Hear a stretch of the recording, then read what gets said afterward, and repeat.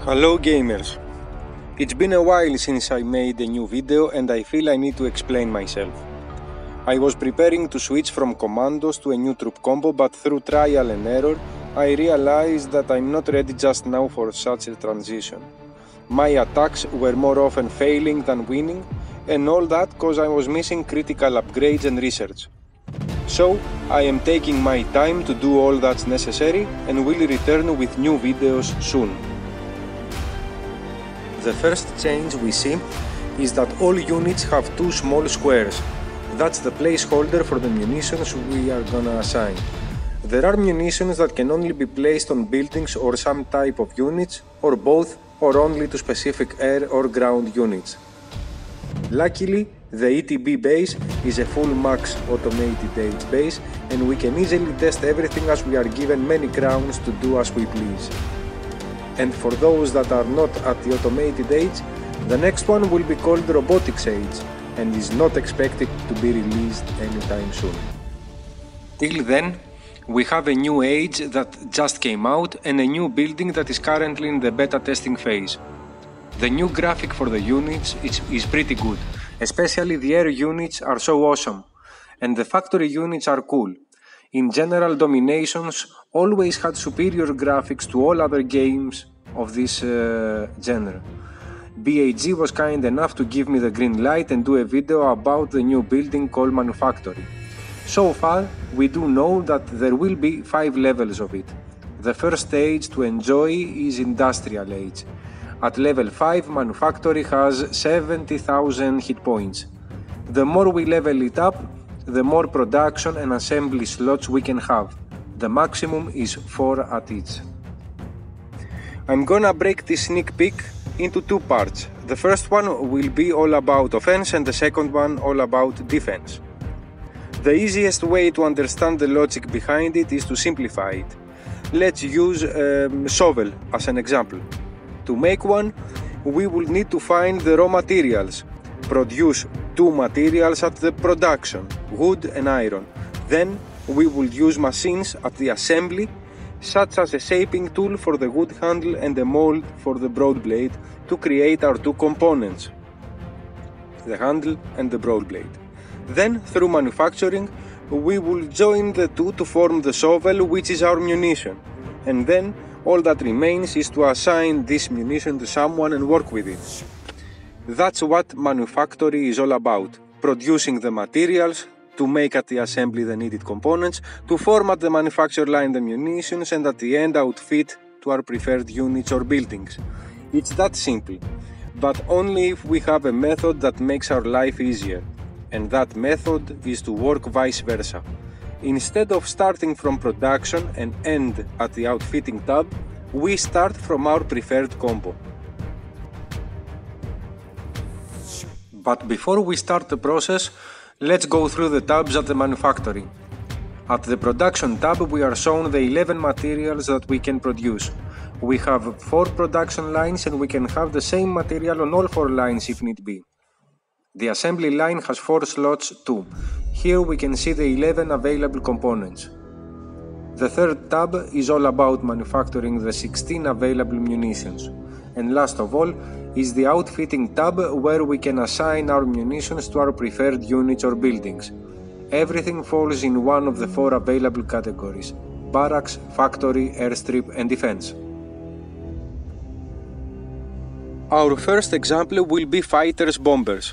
They are both air units produced at the airstrip and have common munitions. By going to the info screen of any unit, we can see 2 new slots. Those are the slots of the munitions. Tapping on the plus sign will give us a screen with the munitions that can be assigned to that specific unit. For fighters and bombers, we can select between 3 munitions: composite lining, DRFM jammer, ejection seats.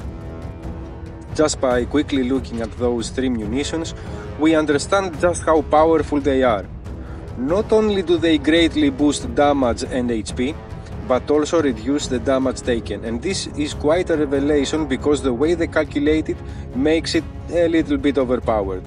To make it easy to grasp, instead of adding all the various nerfs together, they first calculate the difference between offense and defense, and then they reduce the damage taken by the total percent you have.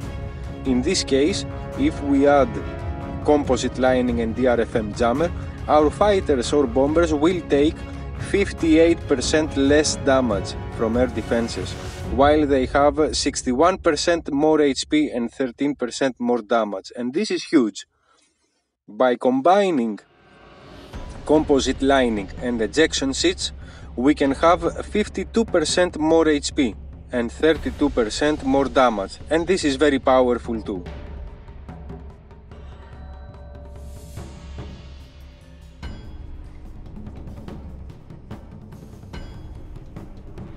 For our example, we select composite lining and DRFM jammer for our fighters.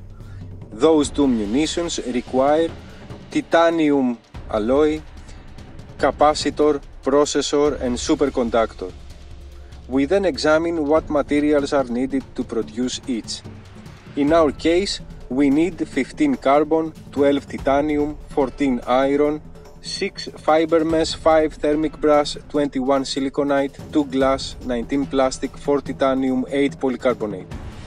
Immediately we set our production line to work, 4 at a time, and once we reach the desired number of material, we switch production till we have all that we need.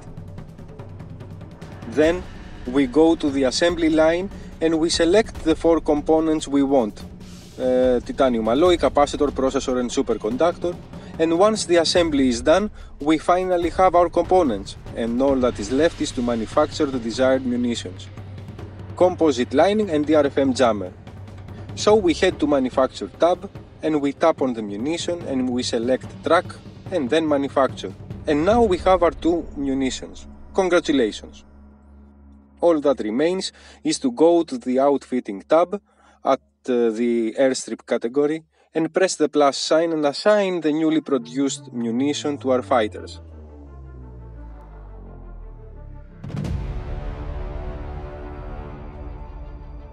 We follow the same procedure for any ground troops we may use.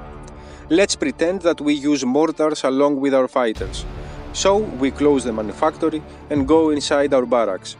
We tap again on the info button on the mortars and we see 2 empty munition slots. Tap on them and we can select 2 out of 4 munitions. Communications relay. It boosts damage by 13%, HP by 15%, reduces by 15% the damage taken and provides 20% assault rally effect. The obstruction transmitter gives an additional damage of 28%, HP 19%, reduces by 40% the damage taken while moving and provides plus 20% assault rally effect. The field kit gives an 80% boost to healing received. That's huge. Use your Black Hawk medics along with that munition and no one is gonna ever die again.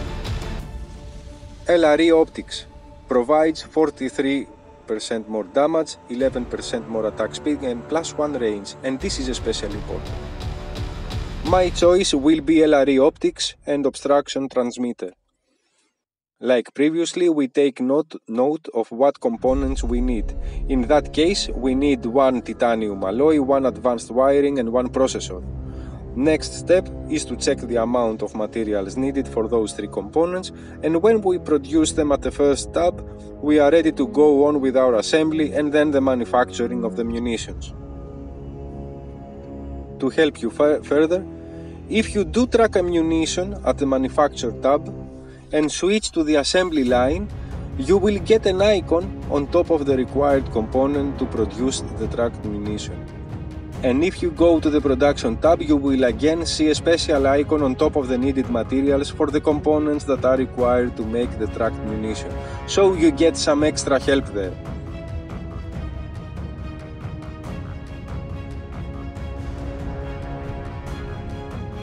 At the outfitting tab there are 4 categories: barracks, factory, airstrip and defense. Going through the top 3 categories, we see almost every unit in the game. I have seen nothing for paratroopers so far. and all have 2 slots ready to be filled with munitions. In my ETB account, I am using LEGO Troop Combo, so I have created 6 munitions for my barracks ground troops and 2 for my transports, 8 in total.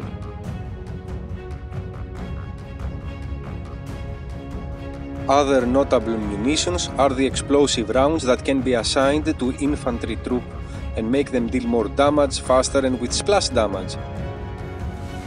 Another very interesting munition is HAV Rangefinder, which can be assigned to range siege helicopters and MRLs and gives +1 range at level 10. MRL can also receive the LRE Optics munition that also gives +1 range. It's the only unit that can have a +2 range, and it might be significant, as that will greatly change the dynamic. Don't forget that Churchill and Hannibal Chancellors combined give +64% MRL damage and 50% hit points at the legendary rank. Maybe now is the time to try them out again. One more noteworthy munition is for APCs.